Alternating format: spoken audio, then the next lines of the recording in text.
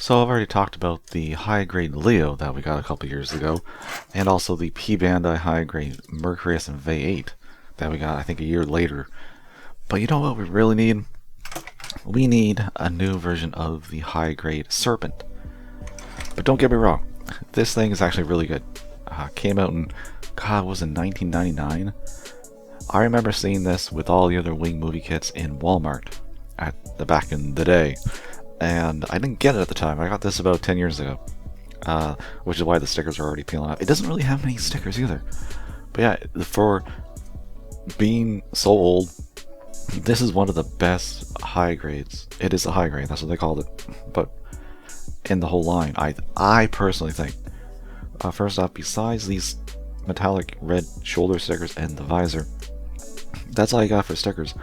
I could probably use a few more, but Serpent's not that colorful, and the colors are very army-esque, where you have, like, you know, vibrant colors usually for Gundams and sometimes mass production mobile suits. Sometimes you have one that looks more realistic, and this one, to me, feels that way. It's very chunky, kind of thick. It looks like something we would make in the real world if we could. And one problem is all the seam lines, because it is an old kit. They didn't figure out how to hide everything. Probably just the technology wasn't there, but you can see everything going along, all these lines. You'd have to seam line like fill. But you know, you can do it, but it is a hassle. And even posability is actually pretty good for what it is. You gotta remember, a very old kit. But yeah, they do have the polycap joints. That's what they used back in the day. So you got the polycap hands too. But no skirts means kicking is a real thing here. And you know what? The knees don't look too bad. They are polycaps. There's actually two pieces that go together to make a joint. And they don't look too bad. The elbows don't look too bad either, because the chunky body kind of hides it. But like, good knee bend. The feet, well, the armor kind of stops it, but still, even the feet looking pretty good. You can see where all the thrusters are. They're not super detailed, but they're there. I do like the little backpack that it has.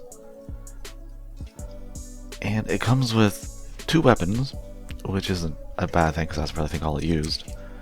You got the double barrel Gatling gun that the heavy arm uses. Like, it's essentially the exact same as the heavy arms, just in this light brown. And yeah, this is the special edition.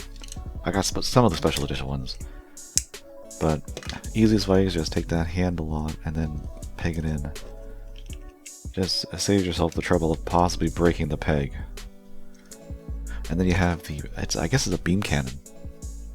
You don't have to, but once again, a little easier just to take off the handle, because this one works best if you do it in the under the armpit, and then you can just have them dual wielding. And that looks pretty good. I do wish I got the clear version. Sorry, clear and chrome, because you can see the heavy arms here. It's got clear, but it also has chrome parts. This one would too. I don't think I've ever seen other models that are clear with like a light brown clear. That's definitely unique. And then I think these parts are chrome, but the beige. I'm assuming it's more silver. But what would chrome beige look like?